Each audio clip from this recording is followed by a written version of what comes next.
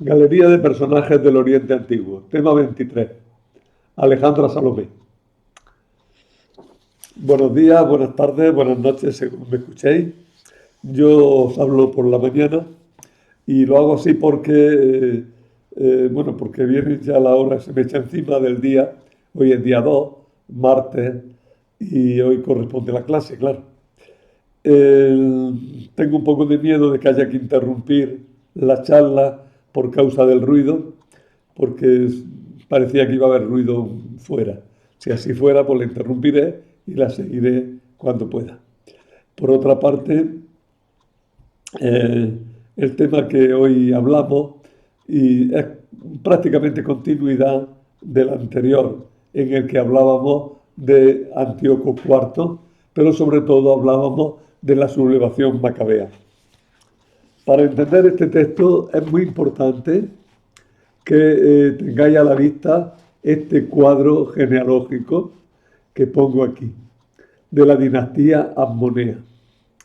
Se entiende por asmoneos a los descendientes de Matatías, aquel sacerdote de Modín que se sublevó contra Antíoco IV y empezó una guerra de independencia de los judíos que culminó con el sumo sacerdocio de sus hijos y con la proclamación como reyes, por lo menos desde Aristóbulo I y Alejandro Janneo. Pero aquí en el cuadro veréis que hay una serie de líneas. Las líneas verticales indican filiación. El simbolito de las dos flechas, tanto horizontales como verticales, indica matrimonio. Pero explicándolo lo vais a entender mejor.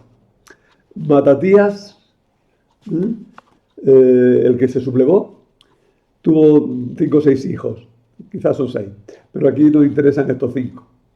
El primero se llamaba Juan Gadís, el segundo se llamaba Simón, el tercero Judas Macabeo, el cuarto Eleazar y luego Jonatán. Pero el orden de gobierno no fue ese.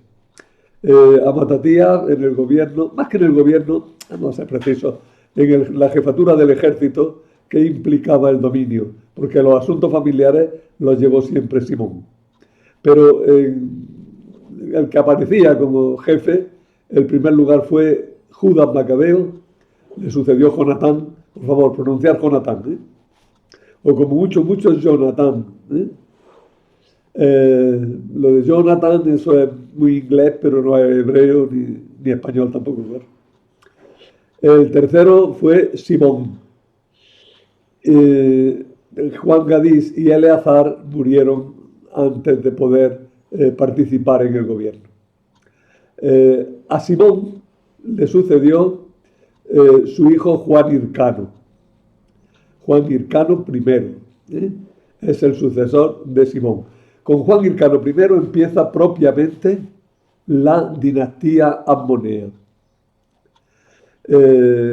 porque son los que ya se conocen como asmoneos. A los 3 primeros, Simón, Judas Macabeo y Jonatán, se les llama macabeos, por el mote de Judas. Seguimos. Juan Hircano I es el primero de los asmoneos. A él le sucedió primero su hijo Aristóbulo y después su hijo Alejandro Janneo. Antígono y Absalón fueron asesinados por Alejandro Janneo. Aristóbulo se casó con una señora llamada Salomé Alejandra, cuya moneda o cuya efigie tenéis ahí a la izquierda, y es el objeto de nuestro tema. Cuando murió Aristóbulo I, que murió relativamente pronto, Salomé Alejandra, por la ley del celibato, del levirato, se casó con Alejandro Janneo. La ley del levirato decía que si una persona moría sin hijos, el hermano se debía de casar con la viuda y los hijos que tuviera aparecerían como hijos del primero, de Aristóbulo, del mayor, del muerto. Aquí no se tiene mucho eso en cuenta a la hora de hablar, pero sí, ella se casó invocando la ley del levirato con Alejandro Jarneo. De su matrimonio de Salomé Alejandra y Alejandro Jarneo nacieron Hircano II y Aristóbulo II. Y aquí empieza un lío enorme, porque estos dos hermanos se pelearon ampliamente y dieron lugar a que aparezcan muchos personajes que además siempre se llaman todos igual. Tened mucho cuidado que Alejandro, Antígono y Aristóbulo tenemos todos los que queramos. Así que tened cuidado. Por eso hace falta tener delante el cuadro. Hircano I tuvo una hija que se llamó Alejandra y Aristóbulo II tuvo dos hijos, Alejandro y Antígono. Bueno, siempre digo aquí los personajes que nos interesan. Los que no interesan para la historia no están en el cuadro genealógico. La hija de Hircano II, Alejandra, y el hijo de Aristóbulo II, Alejandro, contrayeron matrimonio y tuvieron una hija importante para nosotros que fue Mariambe I. Y otro hijo también importante para nosotros que fue Aristóbulo III. Pero aquí entra un personaje nuevo, que es Herodes el Grande. Herodes, del que hablaremos en otro tema, y muy ampliamente, Herodes se casó con Mariambe I, ¿verdad? Y de su matrimonio nacieron Aristóbulo y Alejandro. De Aristóbulo nacieron otros personajes que son conocidos para nosotros. Otro Herodes, Herodías, Herodes Agripa I y Aristóbulo. De Herodes Agripa I, que fue rey de Palestina en su momento, nació Herodes Agripa II, que tuvo su función también, Berenice, a la que también le voy a dedicar un tema, aunque ahí esté con letra pequeñita, otra Mariambe, Drusila, que también tuvo cierta importancia en su momento. Y del otro hijo de Mariambe, de Alejandro, pues vino una dinastía que reinó fuera de Palestina y que está, me parece que Armenia, y está representada por Tigranes IV, Alejandro y Tigranes V. Creo que he explicado un poquito el cuadro. De todas maneras, fijaros bien y siguiendo la explicación mirándolo. Si lo vais mirando, quizás os enteréis y todo de lo que vamos a decir.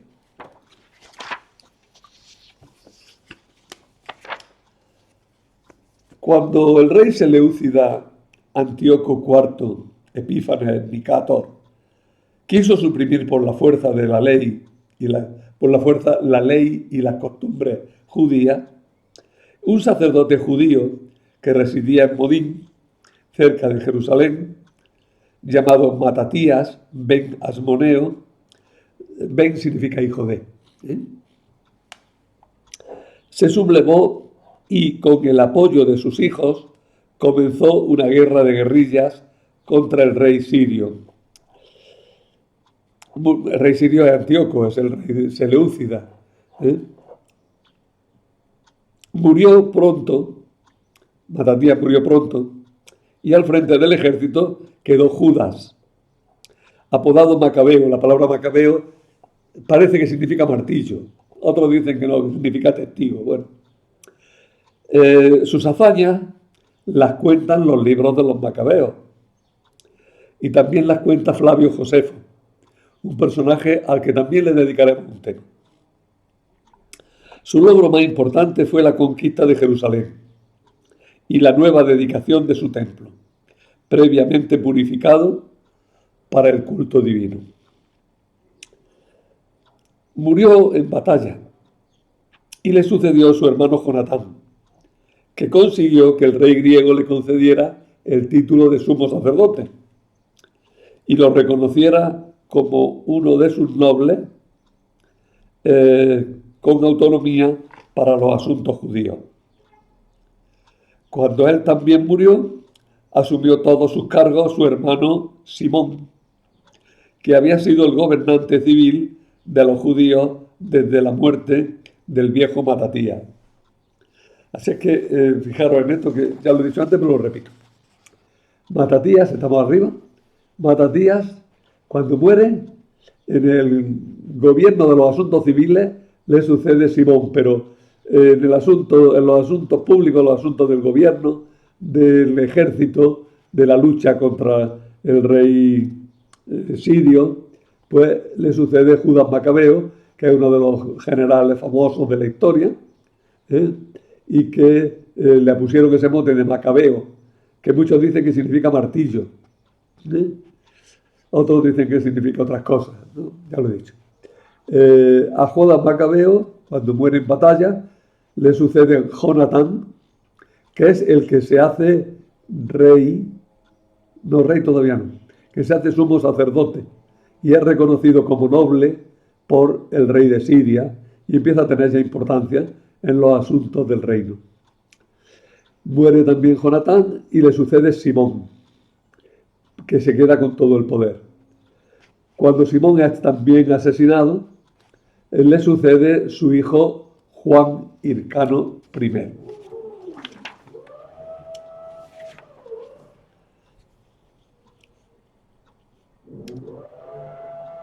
Simón consiguió una verdadera independencia y logró que incluso el Acra, ¿qué era el Acra? El Acra era la ciudad, la ciudadela, la fortaleza de Jerusalén.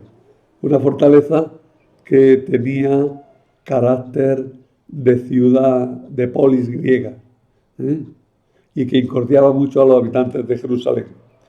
Jerusalén la había conquistado ya Judas, que había conquistado también el templo dentro de Jerusalén, que lo había dedicado, pero el Acra, la ciudadela, el castillo, quedaba independiente, quedaba como perteneciente al rey de Siria y como polis griega, ¿eh? Pero Simón la conquistó, con lo cual todo Jerusalén quedó ya en poder de los judíos. Finalmente Simón murió asesinado a traición en un banquete y con él acaba el periodo macabeo y con su hijo Juan Hircano I empieza la dinastía llamada Ammonea por el nombre de su antepasado. Juan Hircano I pudo actuar con independencia del rey de Siria, de los seleucidas griegos, y empezó una campaña de ampliación de los dominios judíos, imponiendo en las regiones que controlaba la ley y la religión de los judíos. Sin embargo, la situación militar era precaria y los judíos solo eran verdaderamente independientes cuando el rey griego de Siria era débil y tenía que atender a otros asuntos más urgentes. En cuanto a lo de la ley, quiero que caigáis en la cuenta de una cosa. Los asmoneos obligan a judaizar a todo el mundo que tienen bajo su poder, ¿eh? Hacen judíos a todo el mundo. Igualan en la ley judía a los que dominan. Pero si os fijáis en los nombres pasan de ser nombres hebreos a ser nombres griegos. Lo cual quiere decir una cosa, que en la sublevación ciertamente se hace para defender la ley de los judíos, pero que los dirigentes están ya muy influidos por el helenismo. De modo que podemos hablar de una forma muy genérica en que con los asmoneos el helenismo contra el que luchan entra, sin embargo, con toda su fuerza en Palestina. Es una contradicción cultural, pero ese tipo de contradicciones se produce generalmente, ¿no? Por recordar un poco, si queréis, en España, cuando Napoleón entra, los españoles luchan contra Napoleón, contra los franceses, luchan denodadamente, pero las ideas francesas entran a chorro en España, ¿no? Entra el constitucionalismo, entra el liberalismo, entran todas las ideas de la modernidad, se acaba el antiguo régimen, ¿verdad? Es decir, aquellos contra los que se lucha, sin embargo, comunican de alguna manera su cultura que en aquel momento estaba en fase ascendente. Durante el gobierno de Juan Hircano se consolidaron las sectas de los fariseos, sucesores de los Hasidín, que habían ayudado a Matatías en su sublevación. Y también triunfan los saduceos, a los que pertenecían las clases altas de Israel.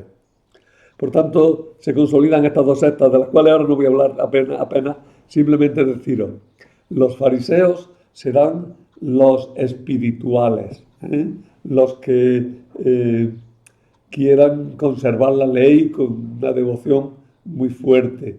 Son los que multiplicarán los mandamientos para evitar que se aparten de la ley de Dios. Aparecerán delante del pueblo como los verdaderamente religiosos, y tendrán una influencia enorme incluso hasta la época cristiana. No olvidemos que el cristianismo, de alguna manera, y esto quizá os sorprenda a alguno, pero ya lo he dicho muchas veces, el cristianismo de alguna manera es una escisión dentro del movimiento fariseo. Si os sorprende, para un poquitín, resulta que los cristianos hemos heredado muchas de las doctrinas propias de los fariseos. Por eso Jesús reacciona muy fuerte contra los fariseos. Dicen que no hay peor cuña que la de la misma madera, ¿no? Jesús reacciona contra los fariseos, pero reacciona desde dentro, no desde fuera. Y de tal manera que después de Jesús, el mundo judío se hace enteramente fariseo, tanto desde el punto de vista judío, que son los fariseos los que triunfan, como desde el punto de vista cristiano, que participamos de muchas de las ideas, no de los comportamientos, o no deberíamos de los comportamientos de los antiguos fariseos. Territorialmente, bueno, en cambio los saduceos están formados por las clases altas del país. Como esas clases altas eran generalmente los sacerdotes, pues dentro del grupo de los saduceos tienen mucha importancia los sacerdotes y sobre todo los que controlaban el templo. Estos saduceos eran siempre gente que quería estar a bien con el poder, pero por otra parte eran bastante rigoristas en el cumplimiento de la ley, pero solamente de la ley de Moisés, es decir, no de los profetas. Los saduceos se apoyan solo en el Pentateuco y siempre viven esa cierta contradicción de conservadurismo religioso y aperturismo cultural en sus relaciones con los gobernantes, ¿no? Estas dos sectas, saduceos y fariseos, comienzan ya en esta época de Juan Hircano y tienen sus raíces ya antes incluso de la sublevación macabea. Territorialmente, Judea había crecido hasta ocupar prácticamente toda Palestina y el sumo sacerdote gobernaba el país como soberano independiente, aunque teóricamente sometido al rey Seleucida. Este mapa muy sencillo, quizás, acaso hecho muy sencillo, pero indica los límites con bastante claridad del reino asmoneo. Por el norte llega hasta la Iturea, que va muy al norte de Galilea. Luego está Galilea, en el centro está Samaria, más al sur está Judea y más al sur todavía Idumea. En el este está Perea, que es todo el territorio del otro lado del Jordán, la Transjordania, y ya fuera de esos límites están los nabateos, por oriente. En cambio, por occidente encontramos un trozo que ahí está un poco como no dominado por los judíos directamente, que está junto a Gaza, A veces ponen a Gaza también ahí. Son algunas ciudades que siempre estuvieron bajo el control de los sirios y luego de los romanos. ¿eh? No tiene apenas nombre acaso hecho, para que os hagáis claramente una idea de lo más conocido, de lo más importante y situarlo mentalmente para todo el tema. ¿De acuerdo? Bueno, ¿quién era Alejandra Salomé? Aquí la tenéis, Alejandra. Este dibujo pertenece a las crónicas de Nuremberg, que es un dibujo absolutamente ideal y que cuando no tenemos otros dibujos, pues lo que hacemos es ponemos dibujos de las crónicas de Nuremberg, que por lo menos resultan bonitos. ¿eh? Por supuesto que en las crónicas de Nuremberg practican la economía de los dibujos y cuando pasa un poco de espacio, de tiempo, y tiene que poner a otra reina que no saben cómo era, pues ponen este mismo retrato. Bueno, se llamaba Alejandra Salomé. Chelosión Alexandra, en griego, ¿verdad? Tiene dos nombres, uno griego y otro hebreo, como será costumbre luego en todas las clases altas de Palestina. Fue una mujer singular. Había nacido el año 141 a.C. No sabemos exactamente dónde nació. Es probable que naciera en el mismo Jerusalén, porque era de familia noble de Palestina. Estuvo casada con hombres de difícil carácter, pero los controló muy bien. O sea que esta señora es muy respetable. Cuando pudo hacerse con el poder, teniendo como esposos hombres que fueron terribles, fueron realmente terribles. No sé si en familia, pero de cara afuera fueron hombres durísimos y terribles. El primer marido fue Aristóbulo, hijo de Juan Hircano I, que murió pronto, pero fue un guerrero, fue un hombre dedicado a la guerra. Y el segundo marido, por ley del levirato, como dije al principio, fue Alejandro Jarneo, que asumió el cargo de sumo sacerdote, se proclamó rey de Judea y fue sobre todo un militar durísimo. A él se debe un gran número de conquistas y Alejandro Jarneo en realidad fue el que configuró el territorio de Palestina que controlaban los judíos. Unas veces lo perdió, otras veces lo ganó, porque la suerte le fue muy varia a lo largo de su reinado, pero en definitiva lo que quedó fue que Alejandro Jarneo queda como referente, e incluso en los mapas que ahora tenemos se nos dice Palestina en tiempos de Alejandro Jarneo, ¿no? Es decir, indica el espacio que él definió, y conquistándolo y gobernándolo como territorio de los judíos. A su muerte, la reina se quedó con el poder. Es curioso que pudo controlar a su hijo Aristóbulo otra vez y Juan Hircano II. Ella los controló y por un equilibrio de poder, ella se quedó como la gobernante, como la reina. Es una especie de Catalina la Grande, ¿no? De Rusia, ¿no? Fue la reina que gobernó en nombre de sus hijos hasta que ella murió. Luego, cuando se murió su hijo, tuvieron espacio para pelearse, como veremos en su momento. Asumió el título de reina y gobernó en nombre propio. Murió el año 67, es decir, con casi 80 años, y después de ella, sus hijos no lograron consolidar el reino. Y el año 64,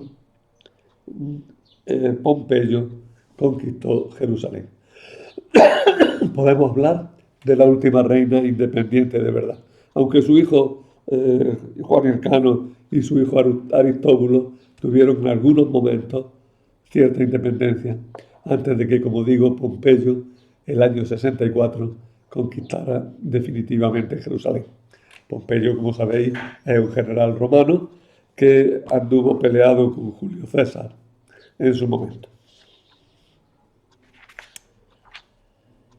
Bueno, Alejandra entra en escena, ya hemos dicho algo de ella. Cuando el año 104 a.C. murió Juan Hircano, su hijo Aristóbulo estaba casado con una mujer llamada Chelomsión, nombre que nosotros pronunciamos Salomé con los griegos, y se llamaba también Alejandra. Flavio Josefo, que es el que nos transmite noticias acerca de esta señora, prácticamente la fuente única que tenemos, pues Flavio Josefo no nos da la genealogía de esta familia, de esta mujer. O sea que no sabemos de qué familia era exactamente.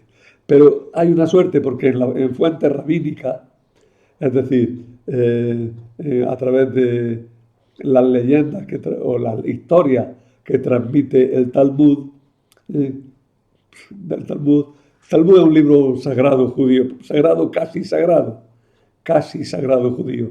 Es un tratado de jurisprudencia, ¿no?, judía, donde aparecen algunas historias de la antigüedad. Pues según esta fuente rabínica, los rabinos escribieron todo lo que luego se condensó en el Talmud, pues hablan de un hermano de la reina Alejandra Salomé, que se llamaba Simeón ben Shetá. Por lo tanto, el padre de Salomé se llamaba Shetá, Shetá bar Yosei en concreto, y que era un noble de Jerusalén.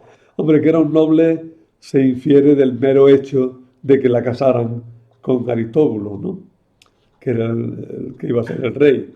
Y entonces eso de mezclarse las clases no se llevaba mucho, como sabéis, ¿eh? Era de familia noble, y conocemos el nombre del padre, pero de una forma un poco lateral, porque conocemos el nombre del padre de su hermano, pues su padre, Simón ben Shetá. El caso es que no sabemos gran cosa o nada de su infancia y adolescencia. Ciertamente sabemos que la casaron con Aristóbulo.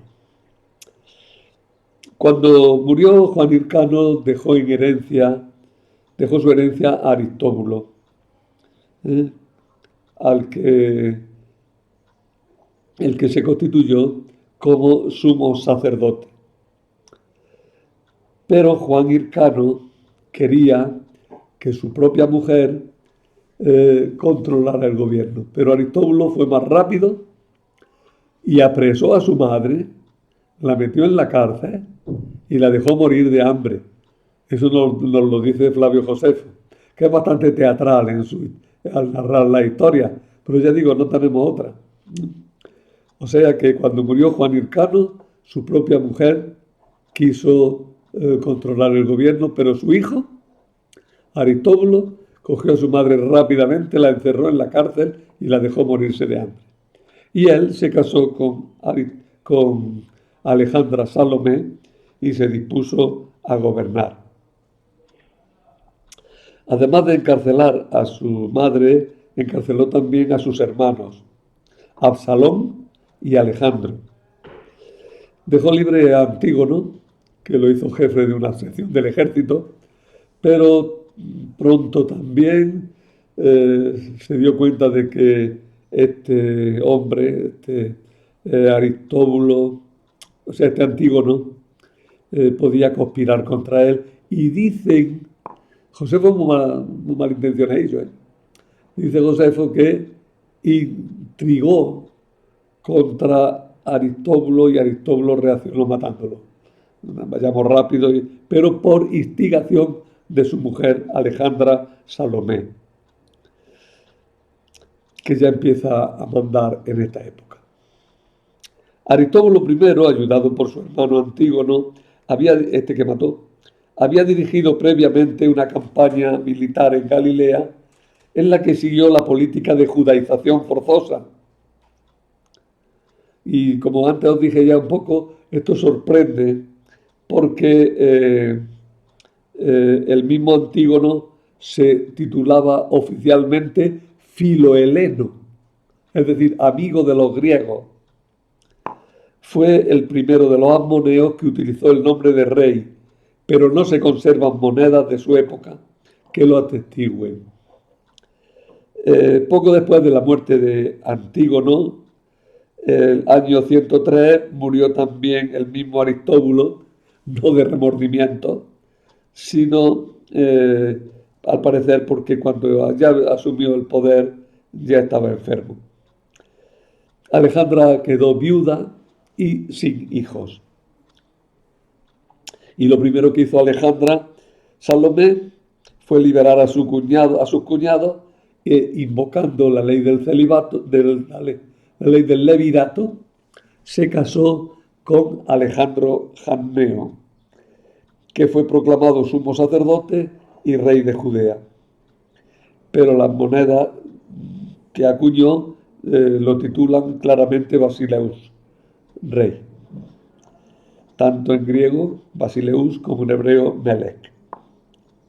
Cuando Alejandro se hizo con el gobierno, hizo asesinar a su hermano Absalón y redujo a la estricta vida privada a otro hermano suyo, cuyo nombre desconocemos. También asumió el mando del ejército, mientras que Alejandra Salomé ya empezó a gobernar en la práctica como reina. Los fariseos, desde el final del reinado de Juan Hircano, estaban en la oposición. Se llevaron muy mal con Alejandro Janneo y además hasta le hicieron de alguna manera la vida imposible. El reino, tras las campañas de Galilea realizadas por Aristóbulo I y por Antígono, había adquirido las dimensiones del antiguo reino de David. Alejandro Janneo no había sido querido por su padre, Juan Hircano, que lo mantuvo alejado de Jerusalén. Había actuado como guerrillero en Galilea, luego sufrió prisión en tiempos de su hermano Aristóbulo I, y claro, con todos estos antecedentes, es normal que tuviera un carácter imposible y que fuera muy cruel. Era impetuoso, inflexible ante los obstáculos, se enredó en intrigas, en conquistas guerreras, muchas veces sin otro motivo que el afán de dominio y el gusto por el guerrear. Fue un hombre cruel y he omitido aquí hablar más de él, pero dije, no, mi objetivo es aquí hablar de Alejandra Salomé y no nos vamos a enredar con Alejandro. Pero ciertamente Alejandro fue un hombre poco recomendable. Comenzó sus campañas sitiando Tolemaida, una ciudad al norte, costera, cuyos habitantes habían pedido ayuda a Ptolomeo IX, llamado Látiro, que había huido de Egipto a Chipre por causa de su madre, Cleopatra III, que había querido quedarse con el reino. Como veis, las relaciones familiares entre esta gente no eran precisamente buenas. Y es que el poder corrompe todo, pero sobre todo cuando es poder dinástico, corrompe con mucha facilidad a la familia. Cuando llegó desde Chipre, Ptolomeo, Alejandro Janneo tuvo que retirarse del sitio que le había puesto a la ciudad de Tolemaida, y a pesar de retirarse, Ptolomeo lo persiguió, lo venció, y Ptolomeo se dedicó a lo suyo, que era devastar cuidadosamente todo el país y toda la zona costera de Judea. Alejandro se salvó finalmente, por casualidad casi, gracias a que Cleopatra III, la reina de Egipto, envió un ejército que puso en fuga a su querido hijo. Entonces Alejandro aprovechó para ampliar sus dominios por Transjordania y luego volvió a la costa, donde el año 96 volvió a conquistar la ciudad de Gaza. Aquí tenéis otro mapa más detallado que quizá os ayude luego un poquito más, ¿eh? Porque indica los territorios que fueron siendo conquistados en diversos momentos, ¿eh?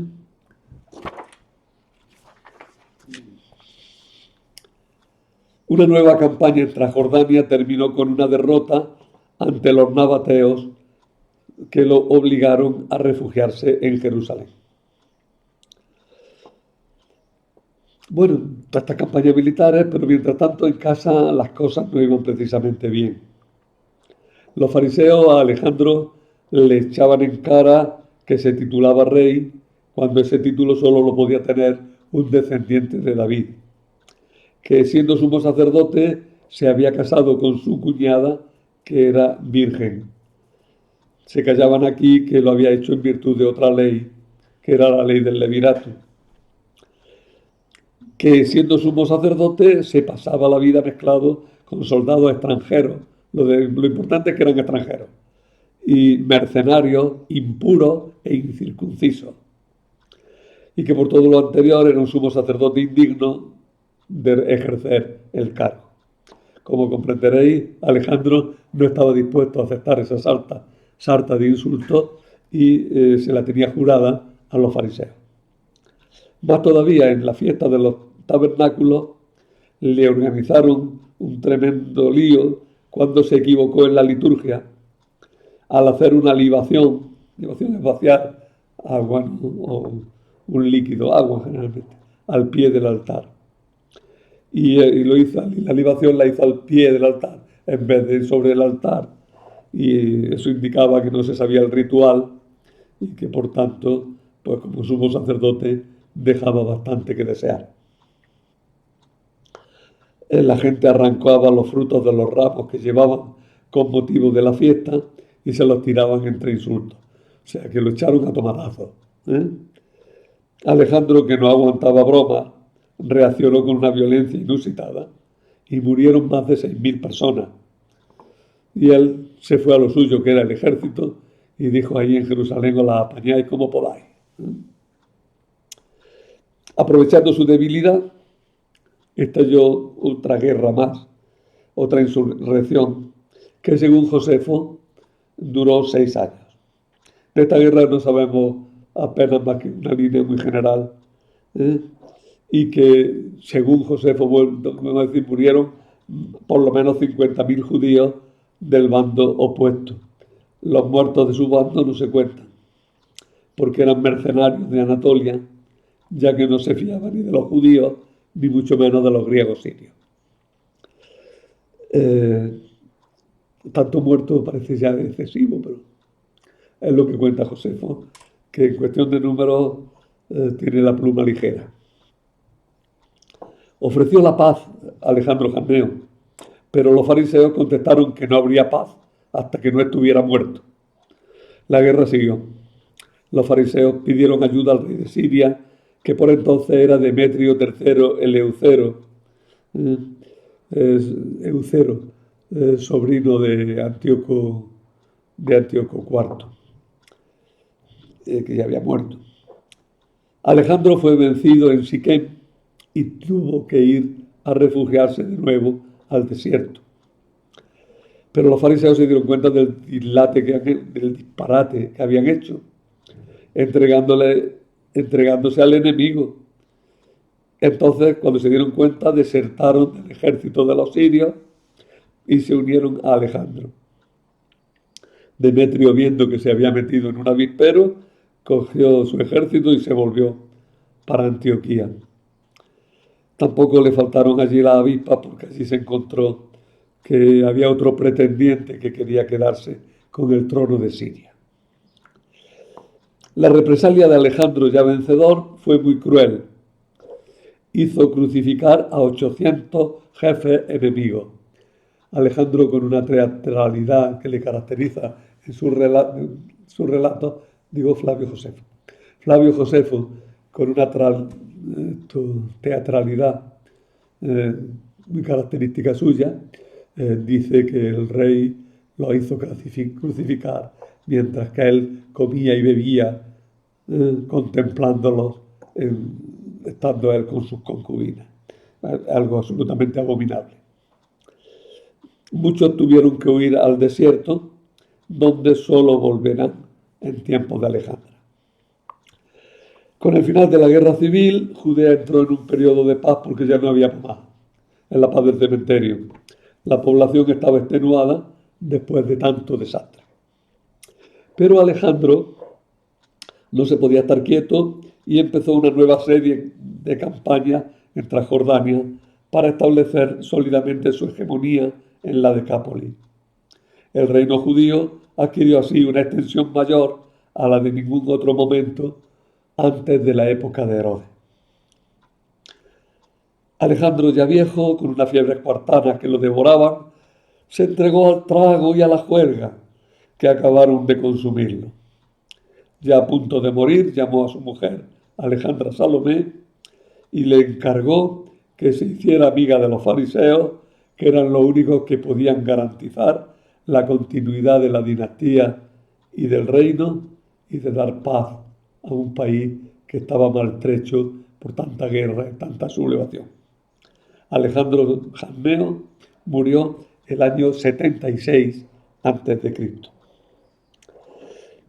Alejandra estaba fuera de Jerusalén cuando murió su marido, y al llegar a Jerusalén recibió la noticia de su muerte y convocó a los fariseos y a los aristócratas, ampliando la jerusía o consejo de gobierno, una especie de parlamento que luego dio lugar al Sanedrín. Esa jerusía, que fue el Sanedrín luego, pues tenía los nobles, los ancianos que se llamaban, tenía la clase sacerdotal, y tenía también a los sabios, a los juristas que conocían la ley, y en este caso concreto, pues la mayoría de todos estos grupos era farisea. Y entonces Alejandra tuvo que hacer pacto con todos estos fariseos. Los fariseos entraron en el poder y no lo dejaron en todo el reinado de Alejandra Salomé. Cuando Alejandra se hizo con el poder, sus hijos eran ya adultos. Los hijos, como hemos dicho, eran Aristóbulo, no sé ya el número, ya me pierdo. Eran Aristóbulo y segundo e Hircano segundo. El sumo sacerdocio y por tanto el reino lo recibió Juan Hircano II, que al parecer era un hombre más bien abúlico, sin especiales pretensiones de poder. Todo lo contrario de su hermano Aristóbulo, que sí que quería manejar el gobierno y el poder y que no aceptó la situación. Entonces Aristóbulo se sublevó contra su hermano, e incluso lo encarceló después. Pero ahora no, eso es posterior. Ahora estamos en el momento de Alejandra. Con Alejandra, como ella no podía ser sumo sacerdote, pues dejó el sumo sacerdocio a Hircano II, que para ella era una garantía de estar tranquila, porque ya he dicho que Hircano no era belicoso, era un hombre tranquilo, más bien indolente, dicen. Y aunque estuvo siempre en el centro de toda la tormenta, ni pinchaba ni cortaba. Más bien le pincharon y le cortaron a él. No quería hacerse rey, para reina ya había una, que era su mamá, y el ejército lo controlaba su hermano, así que todos contentos. Aristóbulo II era parecido a su padre y fue encargado del ejército y sobre todo de la fortaleza de Alexandreium, Hircanium y Maqueronte, donde se custodiaban los tesoros de la reina. Por tanto, Aristóbulo podía estar tranquilo porque no era el rey ni el sumo sacerdote, pero tenía el poder.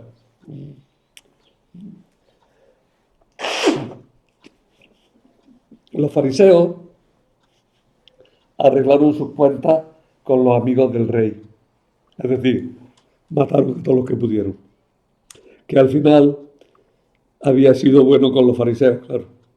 y entonces le hicieron un funeral por todo lo alto, llamando al muerto incluso rey justo y lamentándose pública y solemnemente de la muerte de aquel rey, contentísimos de poder celebrar un funeral tan hermoso.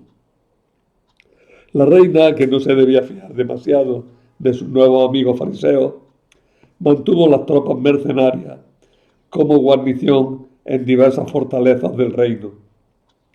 Los fariseos entonces se lanzaron a arreglar las cuentas contra sus enemigos con tanto entusiasmo que la reina tuvo que llamarles la atención y acabar con aquella orgía de sangre.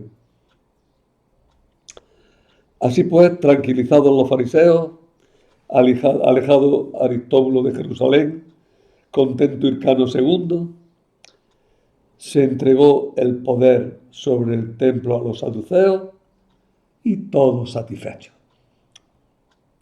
Alejandra permaneció neutral en las guerras de expansión romana que empezaban por entonces. Los romanos estaban invadiendo Siria,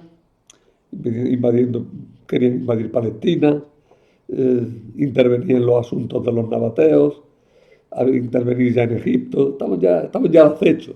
Tened en cuenta que estamos hacia el año 76, en torno al año 70 a.C. Alejandra pudo contener a los romanos a base de mantenerse neutral. Por otra parte, fomentó la seguridad de Judea, ampliando su ejército y tomando rehenes de los territorios vecinos. La única expedición militar durante su reinado fue un intento inútil de su hijo Aristóbulo para evitar la conquista de Damasco. Los únicos enemigos en el exterior fueron los nabateos, pero por esta época prefirieron no molestar. Sin embargo, Tigranes, rey de Armenia, que era de la familia, como habéis visto por el cuadro,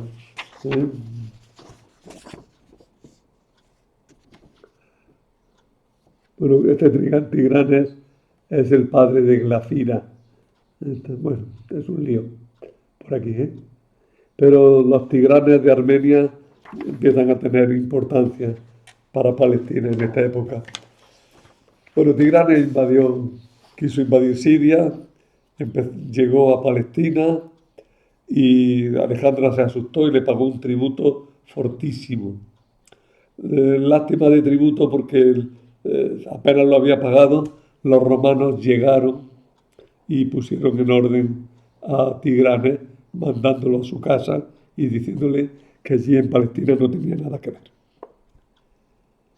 El que vino fue Lucio Lúculo,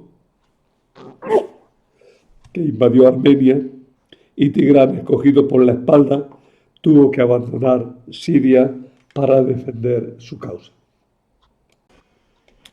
Finalmente, el año 68 a.C., Alejandra Salomé enfermó gravemente. Aristóbulo, su hijo, que nunca se había llevado bien con los fariseos, ni con su madre tampoco, empezó a pensar que la única manera de que no le dieran a él un susto era dárselo a él a los demás. Y entonces se ocupó de controlar las fortalezas, obtener el apoyo de los saduceos y tener de alguna manera amenazada a su agonizante madre.